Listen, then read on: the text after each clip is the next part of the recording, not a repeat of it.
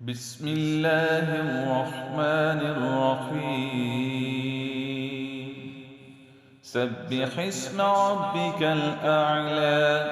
الذي خلق فسوى والذي قدر فهدى والذي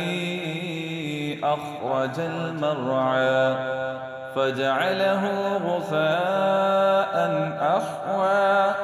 سنقرئك فلا تنسى إلا ما شاء الله إنه يعلم الجهر وما يخفى